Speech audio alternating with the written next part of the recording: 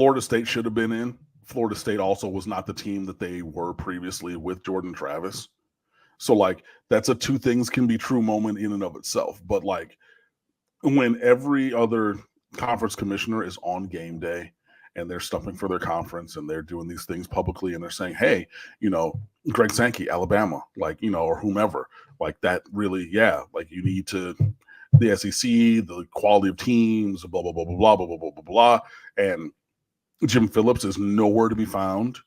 And I mean, again, I do not like them, but I will respect the brand and the team and the University of Florida State. But you have a brand, a national brand. I mean, one of the biggest national brands. I mean, Miami is as well, but you have a brand name team that, again, transcends poor performances in the past. This is a team that's missed bowl games, right? Same as Miami has, but like Florida State is not Bobby Bowden, 13 years in a row, top 5 Florida State. But those of us who are like, in media consuming age, those of us in our 40s or older, in 30s, like Florida State, the name means something, bro. You know what I mean? And so you could easily be like, hey, screw what y'all talking about. This is Florida State University. Y'all can all sing that war chant. Y'all all know when you hear that whistle, the band is getting up. And you had that one drum major and those drums start building and everything. The garnet and gold. The spear. Traveler, the horse. All of that.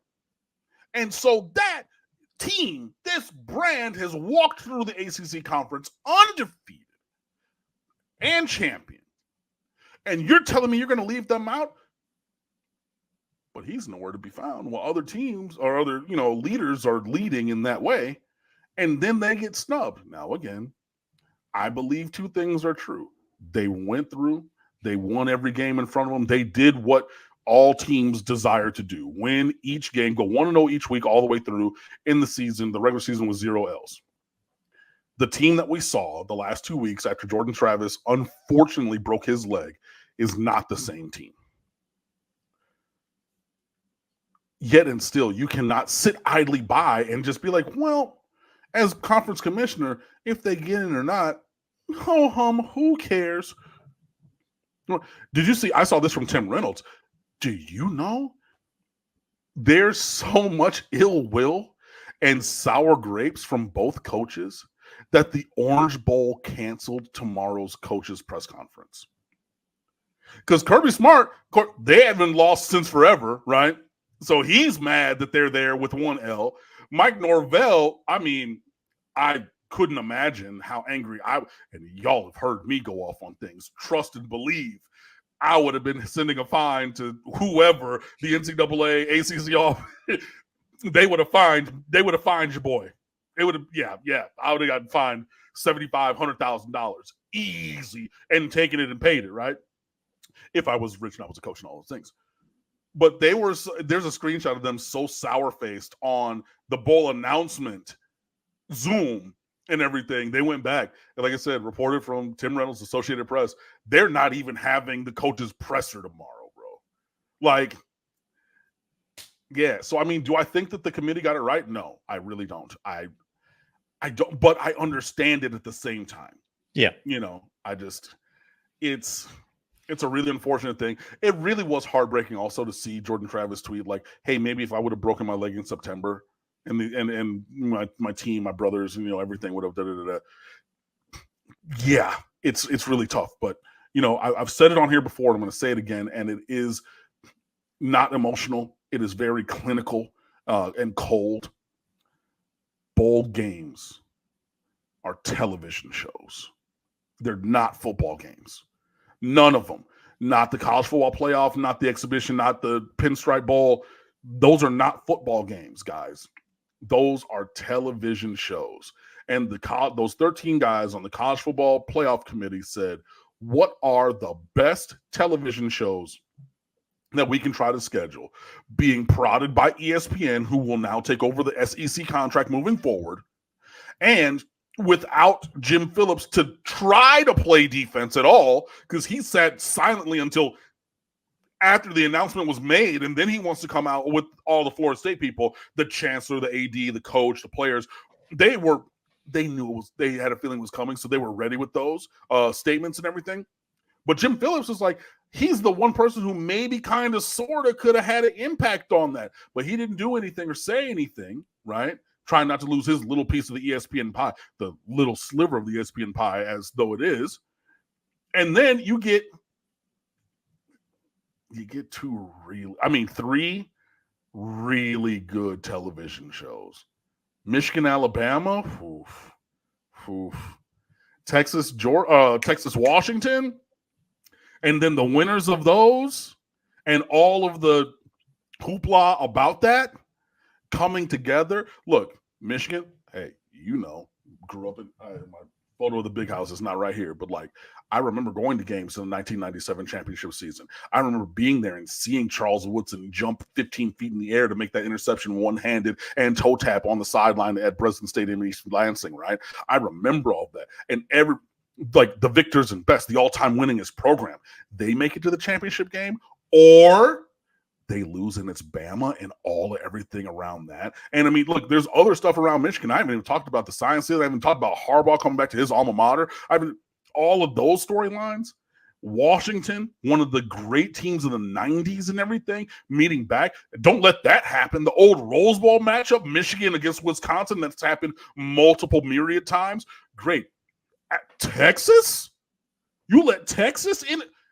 There's so many storylines. There's such great television that can happen. And those are all those. And I just touched on a couple things in a vacuum for all of those. Now you have this game, and then the resultant game. They did some really great scheduling for television, and it came at the expense of an undefeated Florida State team. And that really, it's exciting for the football, from the shows that we're going to get, but it really, really, really sucks for Florida State. I'm not going to lie. I don't believe that Florida State's one of the four best teams in the country, and certainly without Jordan Travis, not one of the four best teams in the country.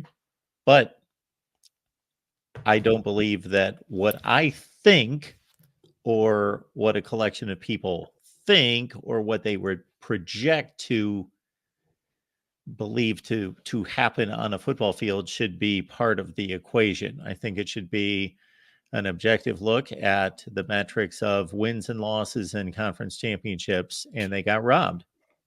I agree. It's like, yeah, you can't assume things. And look, Louisville had a really good offense, and Florida State's defense held them under 200 yards. Like, you can make an argument that, like, even without either of their top two quarterbacks, because their third string true freshman started the ACC championship game, that the defense stepped it up to levels unseen. And that should be the feather in their cap and should, have them going forward, come hell or high water. But, once bitten, twice shy with last year in TCU, because TCU, they won all their games. They squeaked by in a couple, but then they got the blowout of all blowouts where, everybody's just I was on the phone with my boy Fred and other people in the second half, just like, whatever, like, okay, yeah, I'm, not paying attention, but we're making fun of them because Georgia did something else that's incredible and record breaking. And then it's just like, they're not going to come out and say it, but the community had to be scared of a bad television product, because the national championship game last year, unless you were a Georgia Bulldog, was atrocious.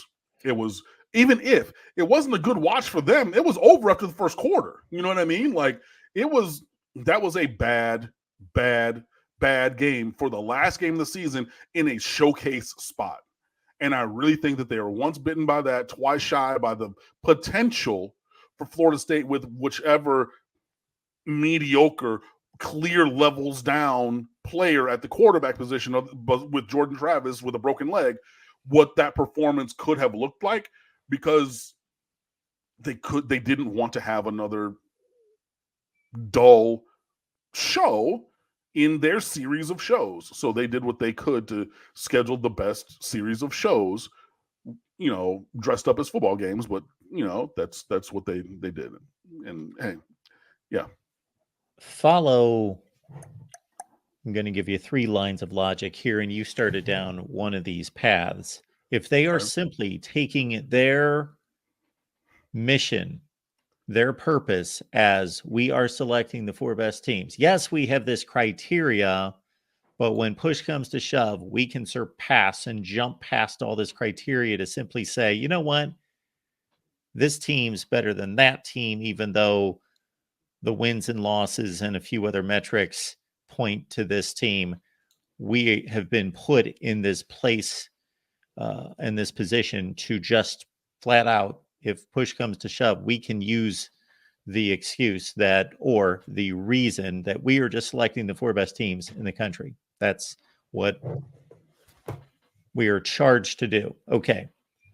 To your point, anyone who's got a brain that watches college football knows that TCU is not one of the 4 best teams in the country.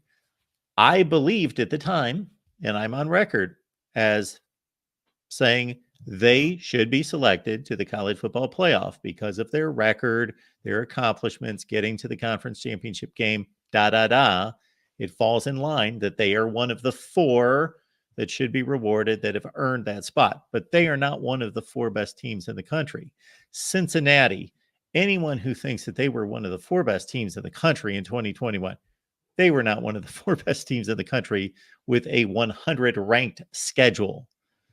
Beating Notre Dame and then playing a bunch of Navies and Tulanes the rest of the season, that is not, again, it just fell into a spot where, okay, this is the year to make that move.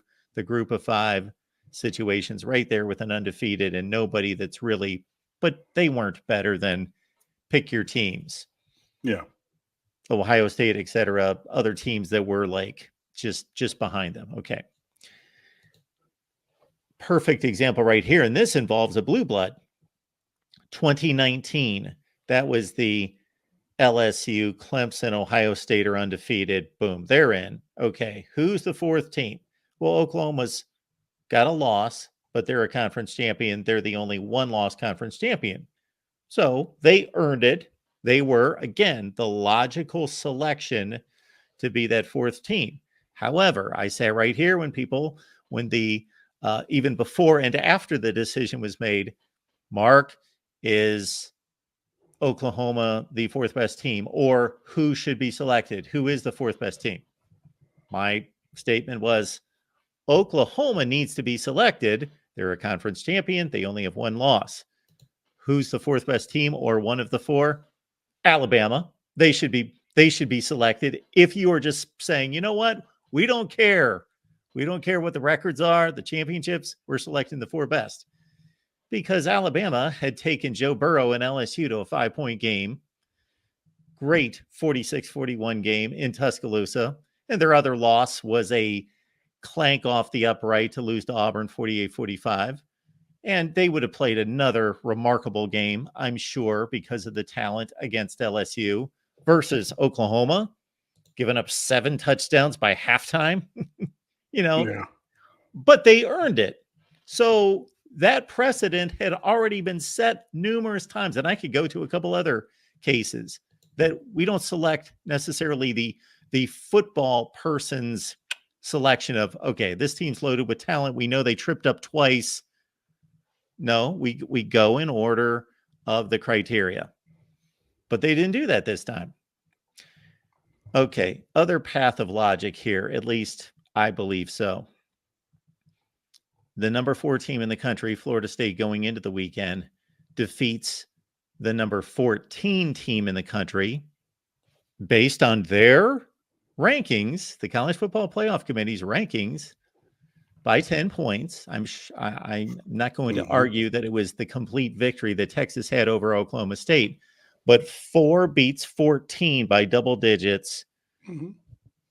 That is cause for a 3-spot jump to catch 4 and surpass 4 by Texas, who was 7 and beat 18 when 4 beat 14. That doesn't add up. But the thing is, they've said that there is no precedence. Last week's, logic or rankings or whatever, like it is. And I don't watch those things. I mean, like if Miami were in the rankings, like whatever, I would blog about them. Like I don't. Like I really detest those things because It's just talking to talk, because the only ones that matter are the last ones. And they say there is no continuity, there is no precedence. So what you're saying is, well, I mean, yeah, but because we had them 18 or whatever, but like what we think now is Oklahoma State was actually 10 and whatever, and Texas, because of, like, it's moving goalposts and changing, viewpoints always. They've said that's what it is, and you're going to get what we get, because again, in the end, what we want are the best television shows. I know that that's going to hurt everybody's brain and everybody's camera. Yes, it is. They want to put the best television shows forward. So whatever machinations they have to do to get there, they'll do, which is why they say nothing. It's whose line is it anywhere? Whose line is it anyway? Everything's made up and the points don't matter. And we just do, sure, here we go. Cool. There we go. Great. Bye. Like, that's literally what it is, man. Next point in my logic would be they purport these rankings to be team number 1 is the team that they believe is the best and also has the best resume. Number 2 is they got the second best resume in combination with who they believe is the second best, et cetera, et cetera, et cetera. Okay. We had a situation where going into the weekend, we had 8 teams that were strong, that seemed to have separated from everybody else. So all those playoff teams, plus Florida State, Georgia, Ohio State, Oregon, they were all 1-loss teams or 0-loss teams that were kind of separate from everyone else. And then there was a drop-off. Okay, going into the weekend. Okay, if Florida State is in the quotations of the committee, definitely a no. I'm trying to use the terminology that they use. A decidedly different team, or substantially or materially substantially different team without Jordan Travis, then rank them, despite the record, rank them what you believe them to be. Is that 13th? Is that 17th? Is that? But they're substantially different, and they're number 5 instead of number 4. But they're a substantially different team. That's not a substantially different team when the top 8 in the country are pretty close. Again, they just talk about the side of their neck, man. And then they're talking about, okay, well, Liberty bumped Tulane. Oh, that's another thing that drives me crazy. Out of SMU, excuse me. They bumped SMU out of a New Year's 6. And then they said, okay, well, Boo Corrigan, NC State athletic director, head of the committee. Why did that happen? Well, see, what they did is they kept winning and they won all their games. And what that does is it pushes them forward. But wait, what? Like I'm saying, like literally, they make it up as they go along. It is whose line is it anyway? Everything's made up. The points don't matter. They do what they want to do because they want to do it. And then they just say, and that's how it is. Great. I mean, it's like, the statement, and really, I'm a why person.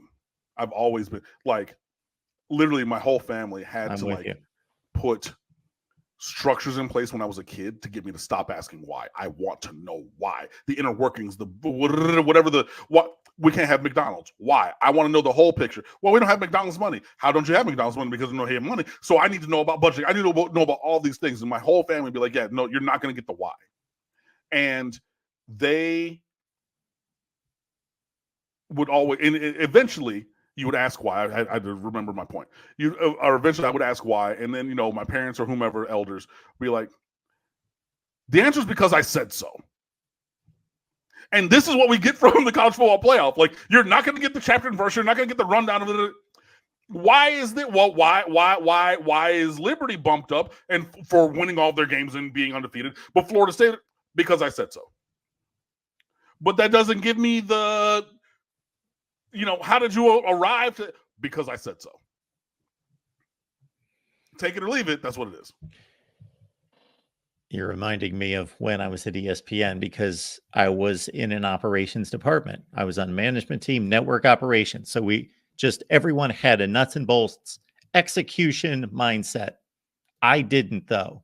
So our 12 team management, we would get, we hit our management meeting and was like, okay, got the NFL draft coming up this weekend, and we have to do this, and programming says we got to do this, and production says we got to do this, and I was always like, why are they doing that? They should do this. And that's how I always work too, which was completely unproductive. I admitted, because I wasn't going to change anything.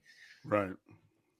Yes. To your point, this drives me crazy with these group of 5 teams that get ranked. It's like there's all of a sudden, like if you look at Liberty's schedule, it's atrocious. It's so bad. It was the worst schedule in the country entering the weekend. And then because they played New Mexico State, it jumped up like 5 spots to 128. Right. But there's like this magic threshold that all of a sudden the AP voters and everybody else decides, oh, they were 6-0, 7-0. Okay, 8-0. Just throw them in the top 25. And you're like, they beat the 4th worst team in the country by 2 touchdowns. What did they do this past weekend that magically made them a top 25 team?